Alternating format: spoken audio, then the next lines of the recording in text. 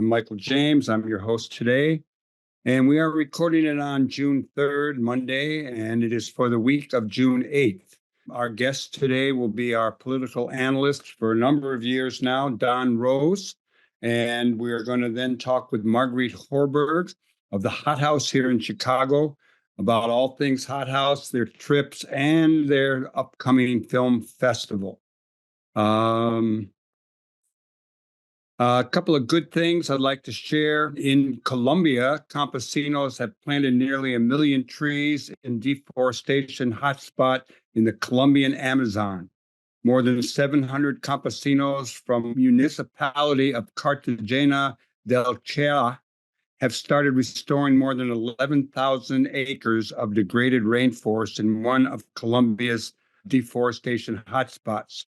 Let me just say there's a lot of good things happening in Colombia around the climate. I believe there's going to be a climate conference there in the next year, and there are big plans. They're taking some big steps to really change the way things are done, and the way people use energy and where they get their energy. Another good thing was workers at a Georgia school bus maker known as Bluebird. I always like seeing the Bluebird logo on those school buses, have approved their first union contract.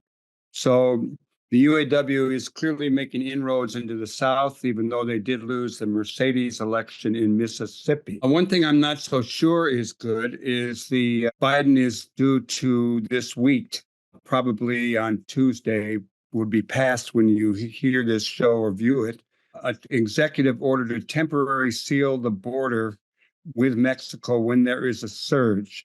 It will also limit the asylum opportunities for people who come here seeking asylum. This is not too far away from something that Trump proposed and Democrats were critical of. Clearly, this has to do with the election coming up and the image of what issues have to be dealt with. Something I'd like to call your attention to is a site called The Oath, and it's about where you donate your money to. Many of you, I assume, get lots of emails asking congressional candidates and others to donate to their campaign.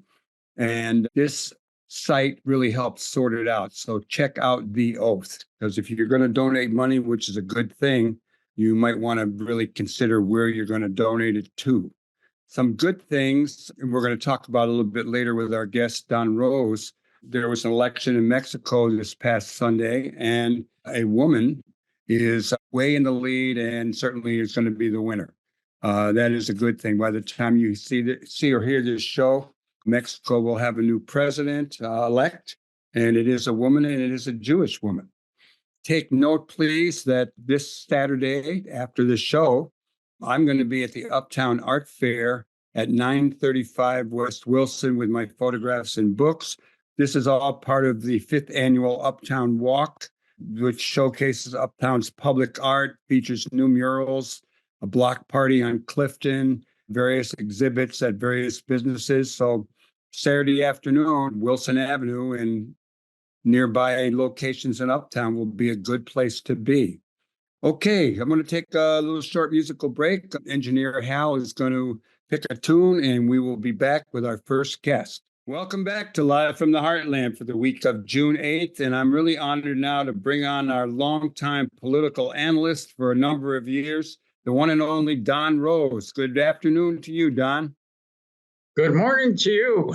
I know. Well, you never know when people are watching it, so I was winging it there. But, it is a year of elections around the world. We've had Spain. We just had Mexico this past weekend. We had South Africa. Looks like Modi's winning in India, and I wish he wasn't. And we've got Great Britain coming up, and of course we have the U.S. coming up. So let me ask you right off the top, what's your sense of democracy around the world? I think it looks to be somewhat in jeopardy. I'm very disturbed about India. It's the world's largest country in population. And after what seems to be many, many years of, as long as it's been liberated from decolonized, whatever you want to call it, from Britain. It has, it's gone through all kinds of changes, but I've never seen it, to my recollection, a split where you've got a government that is Hindu, which is, of course, the majority religion there, but anti-Muslim. It's setting itself up. The Modi government is setting itself up for civil war or suffocation of a very substantial number of Muslims there. I think that's the single most disturbing. In Britain, of course, we can look forward to Labour, a rejuvenated Labour Party, taking over after, 14 or 15 years of conservative government. And we may see some good happening there. The conservatives have been trying to take away every benefit that was first awarded when Labor took over after World War II and created, a quasi-socialist government. And they've been stripping it away and away and away. They permitted the health system to deteriorate. It really needs a new direction, and it's certainly going to get it. The only question is the size of Labor's majority when that happens. Spain, it seems rational. We haven't. There's no danger points, and they're treating their separatist voters, or the leaders of the separatist vote, fairly. So I'm not particularly worried about what's going to happen there. Mexico will get an amazing combination. Its first woman president, and it's a nice Jewish lady. It is. The Mexicans are going to have to learn how to sing My Yiddish Mama in Spanish. That'll be good. Maybe we'll get them on the show singing it. There we go. Let's bring it to back to the United States. And before we go to the Trump verdict, let me ask you about where you see things at on the U.S. election coming up in November. A lot of talk, a lot of polls, a lot of dismissing of polls. I tend to be optimistic, but that's my nature. What's your take on where the election is at? Well, I think it's the Trump verdict is tied into it, but I too have some optimism. There were signs, early signs of a turnaround in people's thinking about inflation. There's still fantastic ignorance of the real economic situation. There's still people in this country who think the market is down and the economy is bad and unemployment is bad, when we've got record low unemployment. We've got particularly record low unemployment for African Americans and minorities, categorically.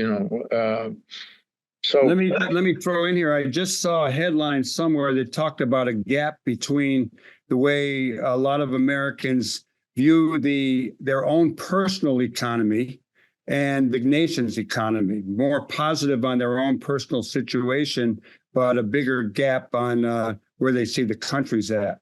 Yeah, well, that's exactly right. People who, although they complain about the economy, more and more people are satisfied with where they are, even though they have a misguided view of where the larger country is.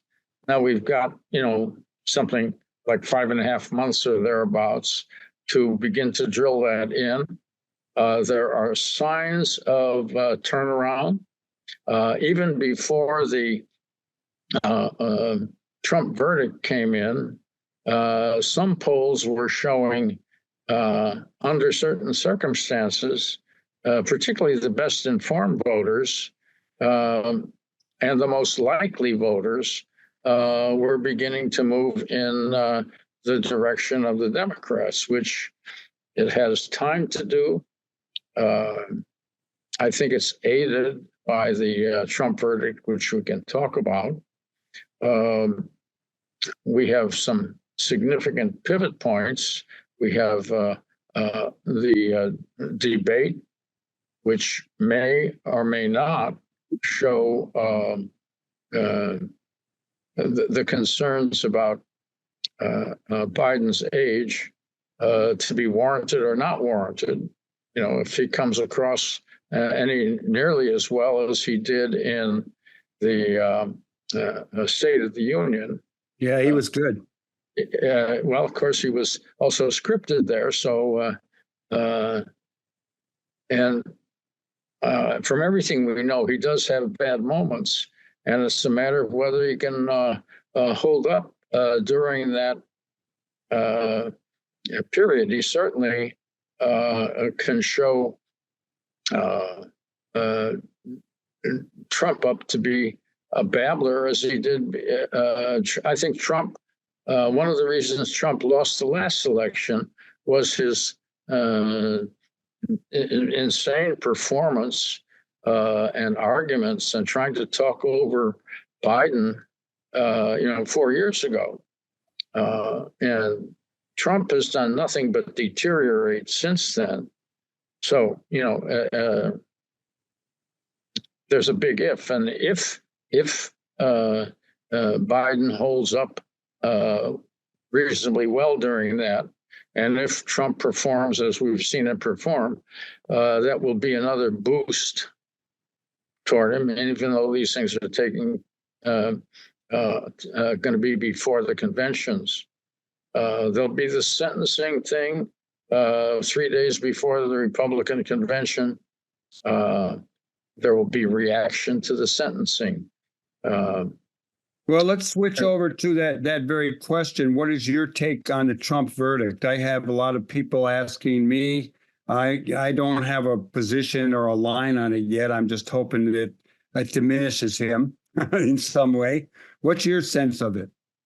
Well, all the polling pre-verdict and the early stuff the last day or two post-verdict suggests that he will lose a lot of support. One poll showed that 49% of independents, who he seriously needs, believe he should drop out of the race. Now, whether they will vote against him, if anywhere near that number of independents votes against him, as we hope, it'll be pretty devastating.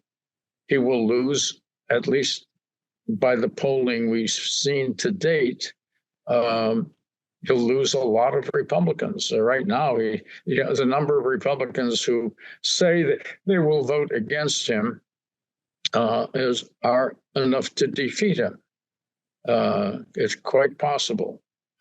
However, like all the polling, the negative polling about Biden that's been going on for the last 6 months at least, can be discounted. And so the positive polling that is emerging might also be discounted. I think it's much too early to tell. We've got to let the verdict sink in.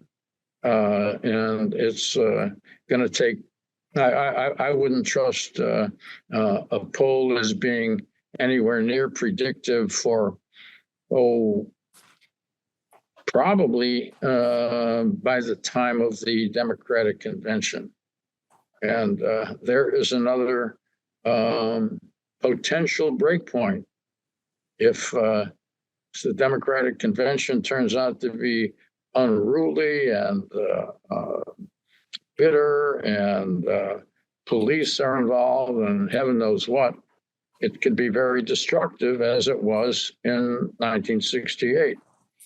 If the Johnson administration here wakes up and establishes a decent protest area and begins to give permits that are more in line with our civil liberties, we certainly can avoid many of those problems. But once again, that's a potential bump in the road. And I don't like the direction at the moment, but it is not too late to prevent a catastrophe. And yeah, well, you and I were both around for the last one, or not the last one, the one in '68. You were with the mobilization, and I was in the streets, and I got photographed trying to tip over a paddy wagon, which we got a lot of accolades for over the years, but we never did tip it over. I just want to be clear about that. But it's a great photo. I still treasure it. I recently was interviewed by someone from USA Today, and I'm not sure what they were talking about, the Palestinian demonstrations and encampments going on, and wanted to know kind of where I was at on the coming Democratic convention. And I said something to the effect of, I don't want to be like a revisionist, but I kind of think that back then we played into the hands of the election of Richard Nixon. And I hope that that really doesn't repeat itself. I mean, there are going to be a lot of demonstrations. There's a lot of people planning to show up, and we'll see what happens. I'm hoping that though people see that we certainly have a choice between two people. None of us really wanted either of them, but one is way better than the other. And we do have to try to neutralize to some extent those people who consider themselves pro-Palestinian. I'm not talking about the out-and-out anti-Semites. That's different. But the Palestinians who are threatening to leave the Democratic Party or not vote for Biden, are making a great mistake. And my hope is that when they examine the choice they're really going to have, most of those are going to come home. It's very important they do, because that is another potential difficulty, or it's a difficulty now, and if it goes on, that can be very, very bad for Biden. The numbers who are protesting in the key states are enough to defeat him. And if they are rational people, I understand, I sympathize with their view. I think the Palestinians are being very ill-treated, and I want that war to end. And even though Biden, they think that Biden can end the war, which is a mistake, because Netanyahu has his own survival there, and he's simply not going to listen very well to Biden, who is moving certainly in the right direction now. Yeah, I have a sense that, particularly, I mean, there's a larger population of Palestinians, I think, here in Cook County than there is up there in Michigan, but the talk has all been about the Michigan Arab community and them talking about not voting for Biden. But I think they're probably highly politically conscious as a group compared to a lot of other groups. And I have a feeling that they will come around. And I'm not sure Michigan is as much danger as we thought at one time. Well, I hope that's right. I tend to agree, because I think when they realize that in effect, rooting for Hamas is going to make just a hellish world for them. Hamas doesn't give a damn about its own citizenry. They're happy to see destruction because that empowers them. So, Well, I'm going to switch gears here a little bit, Don. I was at a memorial for Slim Coleman, Walter Slim Coleman, who I'm sure you know. Very well. He just passed away, and I will always be grateful to the work he did around registering voters for Harold Washington and that victory. Um, the memorial service this past Thursday was at Operation Push down in Hyde Park, and there was a good crowd there. And one of the things that really caught my attention, though, was the aging leaders that we still have in positions of influence. Not only Jesse Jackson, who, he clearly is in a wheelchair, not in real good shape. I watched people come up to him. Chuy Garcia was really great, and he's not that old, but we had Danny Davis. We had Bobby Rush, who was one of the founders of the Black Panther Party here in Chicago and a longtime congressman.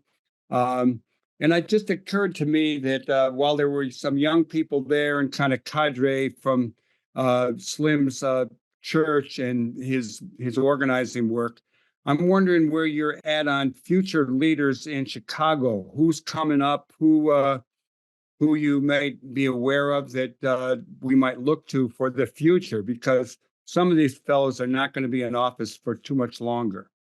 Yeah, well, I don't think we're going to see the kind of mass leadership we once saw when we had more narrow means of communication. I think they're going to be dissipated by the internet and all the social media. When I look to potential leaders, one of the people that I am admiring right now, in addition to your alderman out there in Maria Hadden in the 49th. Maria Hadden, and I think Matt Martin has a very good chance to become somewhat of a significant political leader as we see him going. He's influential. He's on the right side of things. He strikes a balance between the farthest left city council people, older people, whatever we're calling them these days, just alders. How about that? They're alders, not elders. I see there now. I'm not on the ground anymore. I'm pretty much. I get out and do things, but I don't have any firsthand observations of some of the leaders on the street, the kind of people like Bobby Rush, who, goodness, I remember helping along through defeat after defeat when he was running for state rep, and then he finally had a great victory. I helped Danny Davis from the day he was trying to be a campaign manager, not just before he actually achieved office. So I know all these people, and their influence is certainly declining, as happens. And I don't know, I can't spot anybody out of office who is not an office holder who is rising on the streets. I just don't know who's out there in Hyde Park or Inglewood or farther south areas. There are certainly no leadership organizations such as we had in the 60s, like with the Coordinating Council of Community Organizations. So the best I can look to right now are a couple of alders, one woman, Ms. Hadden, and one guy, Matt Martin. They're my people. I tell the other members of the press, keep their eye on these two. Good. Well, I'm going to keep my eye on you as long as I can, and we welcome you back maybe next month again. I don't know what your next column's going to be, but I look forward to them every week. And I think people, if they want to read an interesting piece of work every week, they should go to your column, which I guess they have to hit you up at donrose@aol.com and then get signed up.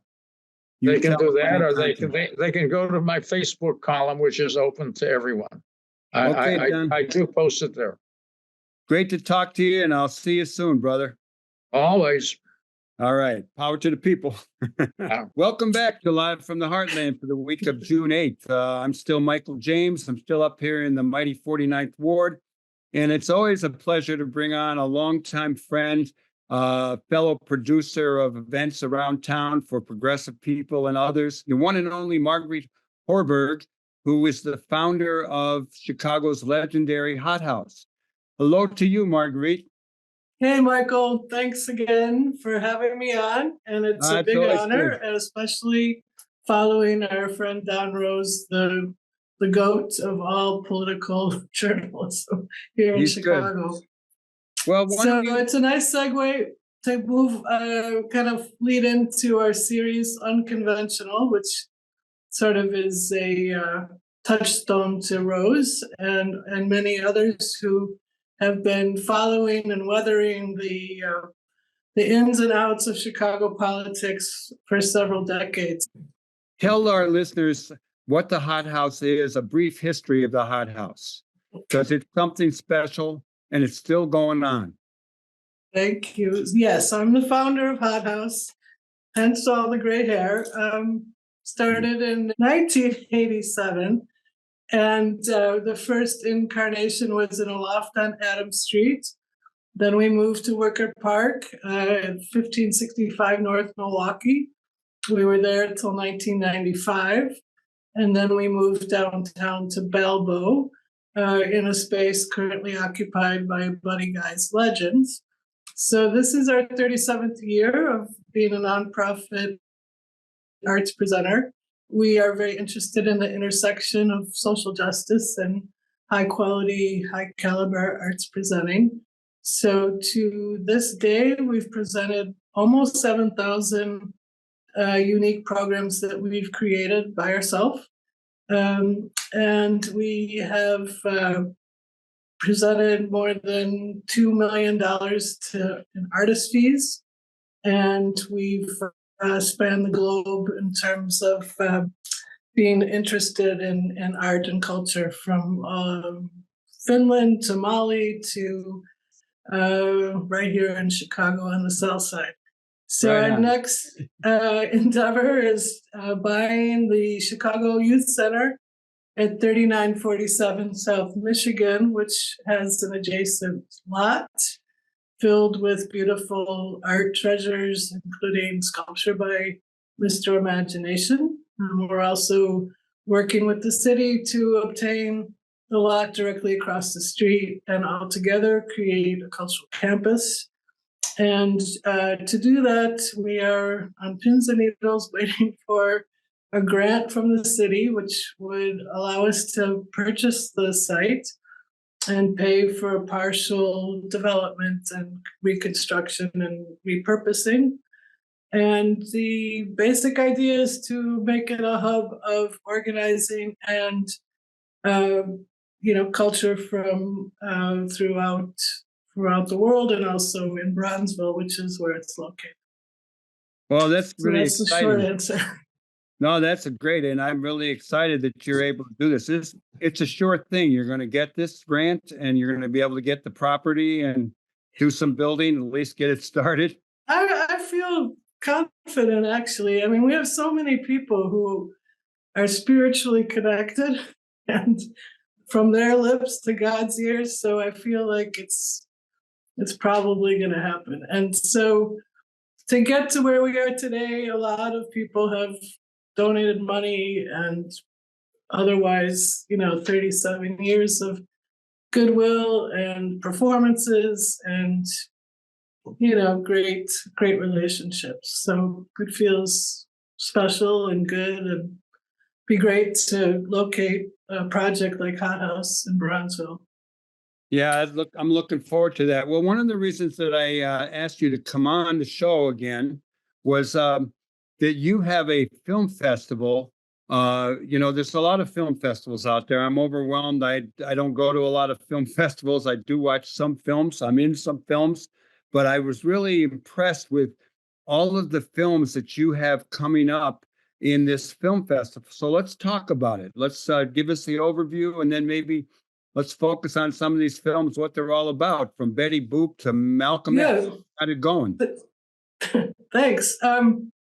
So our good friend, our mutual friend, Peter Kuttner, and I have collaborated for many years, starting most, I guess, more decidedly during COVID, where we were committed to presenting online content for free. But even before that, starting in kind of 2010, we were doing a lot of attenuated social justice programs that were multidisciplinary, but had a strong film component to them.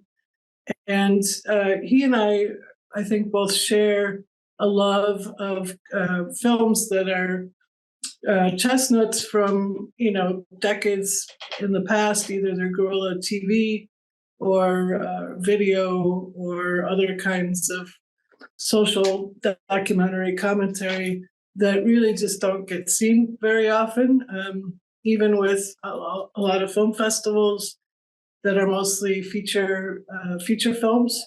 So it's a lot of fun to try to unearth these kind of nuggets from that really have great cinematography, cinema verite, kind of on the street documents. And so this series, because it's yet another Chicago Democratic convention with with a president who's not even going to make the scene. So we thought it's a great moment to try and unearth and discuss and present kind of odds and ends from the dustbins of history. Some things people know about, some are kind of classic features like The Great Dictator and All the King's Men and Parallax View, which are commercial films. A lot of people have seen them. But one thing we've noticed in these presentations is that with younger people who are mostly used to seeing things on Netflix or TCM or other kinds of streaming platforms, that there's just a lot of content that, even with so much content, isn't really shown. So Peter found Punishment Park and A Grin Without a Cat, and I found El Grito, and all three of these movies I think are really, really compelling watching. So we've been partnering with Can TV, which is Chicago Cable Access. And the reason why we like to work with them is because it's a platform that reaches throughout Chicago, kind of beyond our own HotHouse abilities to connect with people. I've been in gyms working out where Can TV is on, and it's a platform that was negotiated on behalf of the people, so we want to support it. And so a lot of the films are on Can TV Channel 21 on Saturday nights, starting this Saturday at 7 p.m. And then also we're presenting films that people can watch anytime through our email or website. And those are just links that we've provided where people can click and watch at their leisure. So they're all free. The name of the festival is Unconventional. I'm really impressed with the list of films, and it starts after this show airs on Saturday. And just let me, little footnote, we are on Can TV at 9:00 on Thursdays each week. Oh.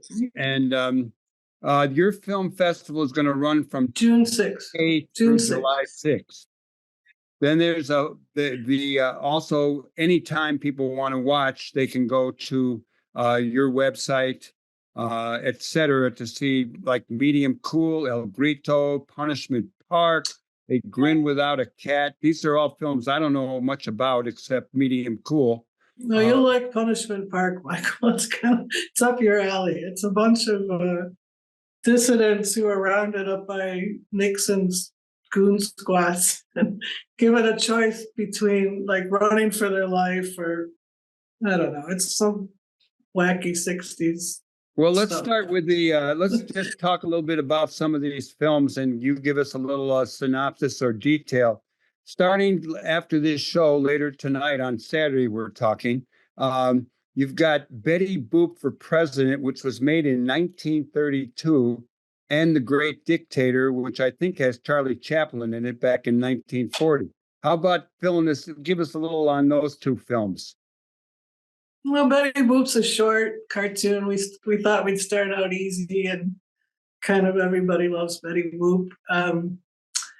And the Great Dictator with the great Charlie Chaplin. I think we love Charlie Chaplin not only for his artistic over and his great body of work, but for his political point of view and his solidarity with people. And mentioning Cuba later, there's a Charlie Chaplin theater in Cuba, and so that there's also a nod, a through connection. Next week, you've got some heavier films coming up. You've got The Ballad of the Bullet, which I think is Malcolm X, Freedom on My Mind, and Nation Time. Fill us in on those three films.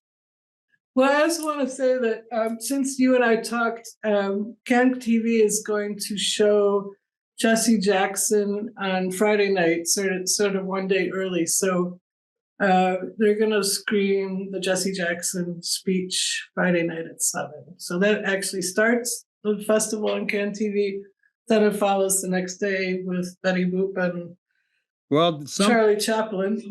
Some people will get to hear about this on Friday mornings. We're on Lumpen Radio now, and okay, on Lumpen. Cool. And also, well, so the next three up, June 15th at 7, Channel 19, Channel 21. A lot of people have seen the Malcolm X Ballad or the Bullet. It's a short speech that he gave in 1964. It has sort of an inflammatory title, but I think his point is interesting because it's sort of like, people who are denied access to channels of empowerment, consider other options. So that's kind of his speech, and it's can't have a festival without Malcolm X. Freedom on My Mind is a piece I'm really interested in seeing, which is Connie Field's movie from 1994. And it focuses on the Freedom Summer in Mississippi.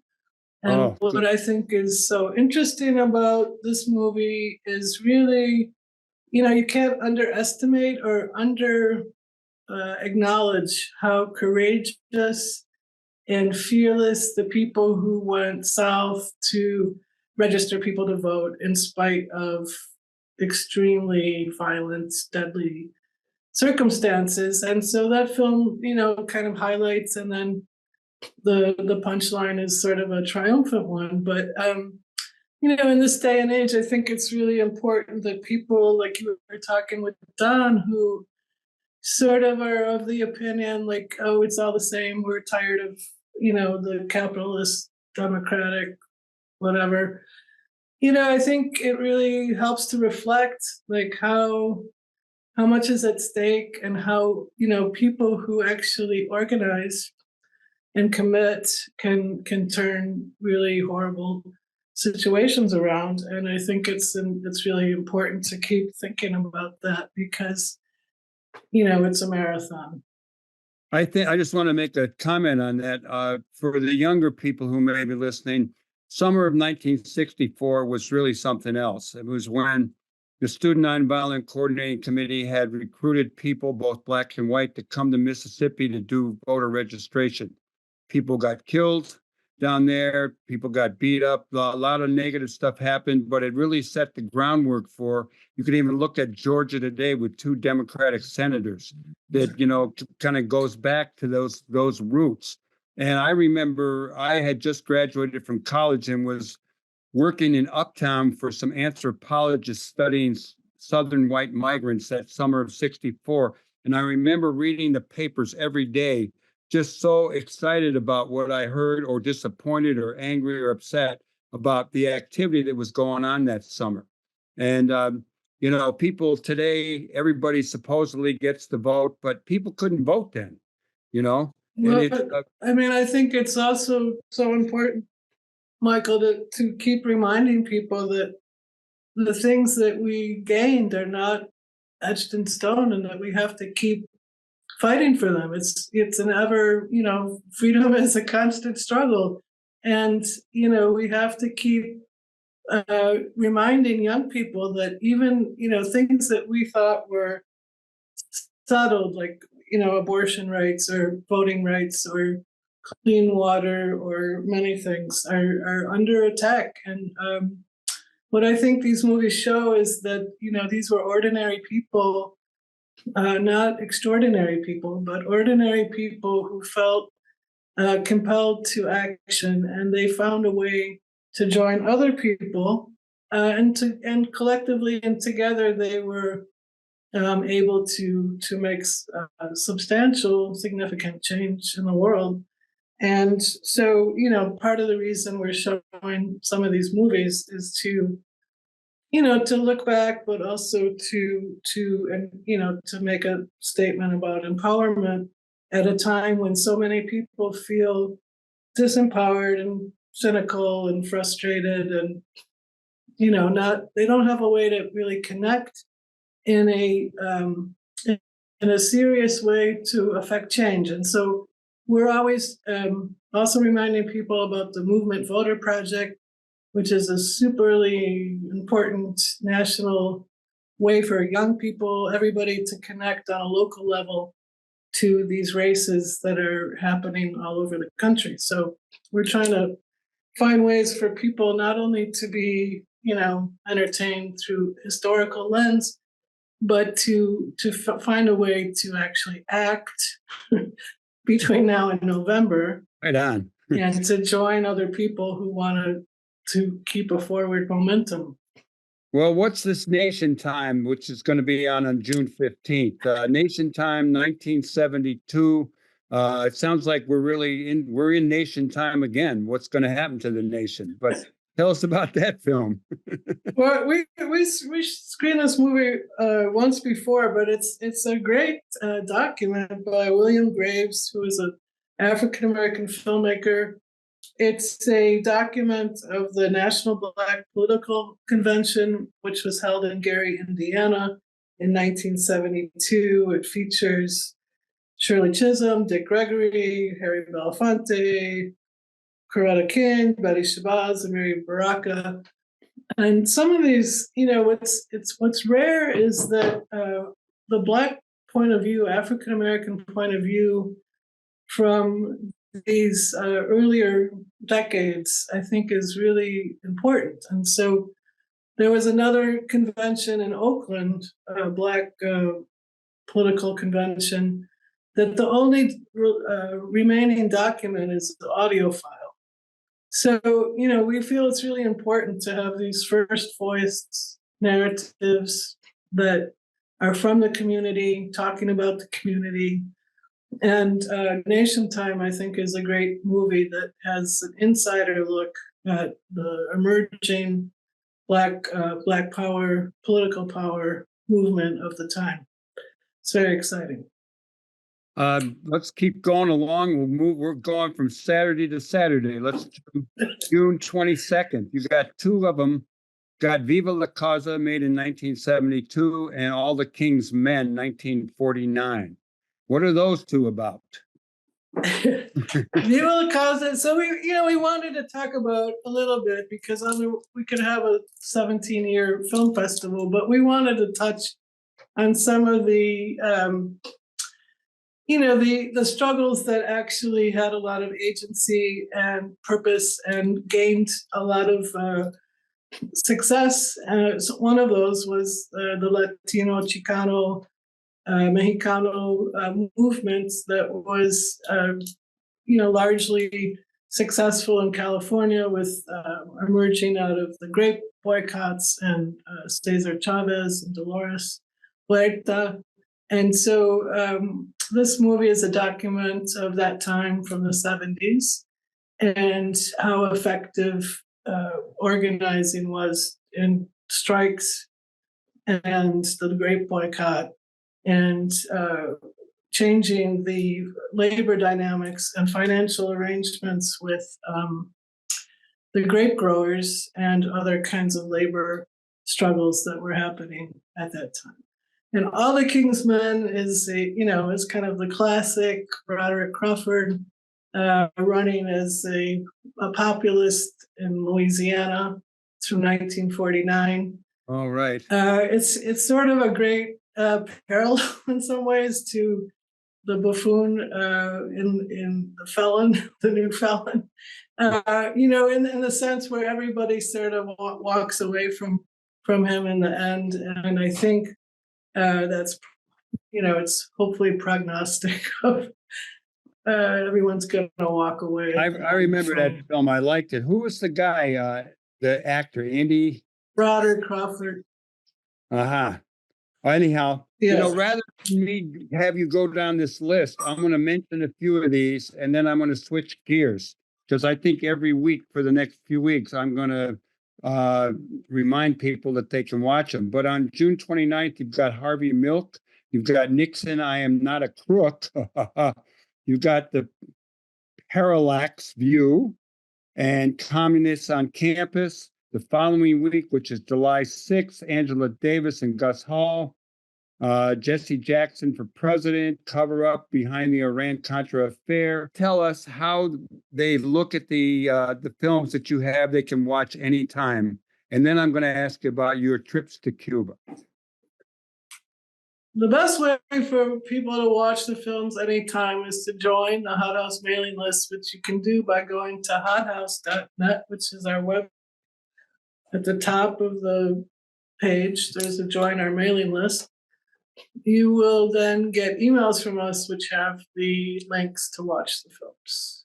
We also try to post them on Facebook with the link on Facebook. I've been really aware that you do regularly as you organize trips to Cuba. And we're both fans of the Cuban Revolution and wishing a lot of support in that direction. Tell us about the most recent trip to Cuba and your future plans on that. Well, HotHouse goes twice a year in January in the summer, and we're also making a film in Guantanamo called The Other Guantanamo, which is about musicians and cultural organizers in the town. We are taking a group June 19th, and the next group after that will be in January for the Havana Jazz Festival. Ooh. We're committed to people exchange, and each trip we bring a large quantity of much needed humanitarian aid, medicine, some foodstuffs. People are very much suffering maintenance of the Cuba on the state sponsor of terrorism list. So essentially, the country's been closed off to essential supplies, food, fuel to transport food, medicines, and the rest. And so even though it's somewhat symbolic, we still try to bring as much as we can to give to people anyway.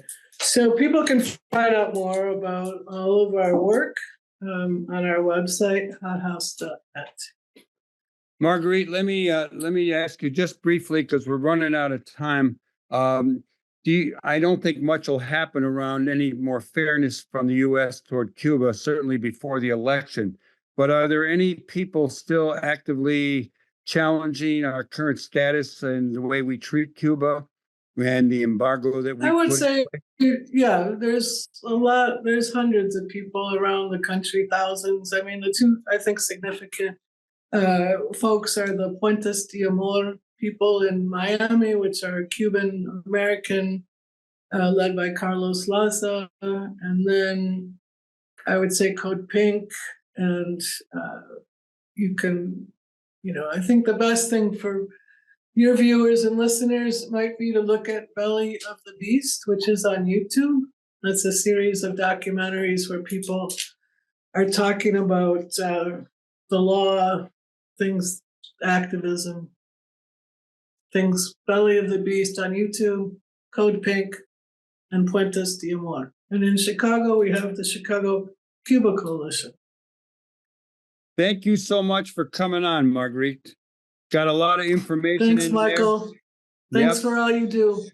Thank you, too. And I want to Appreciate thank you. everybody who was making this show possible today, particularly our guests, Don Rose and Marguerite Horberg. I want to thank the engineer, Hal James. I want to thank our executive producers, Katie Hogan, Lynn Orman, and Tom Clark. Everybody out there, keep doing good in the world. The world needs all good that you do, that Marguerite does, that Hal does, that Don Rose does, et cetera, et cetera. Together, we do make a difference. So till next week, remember, all power to the people.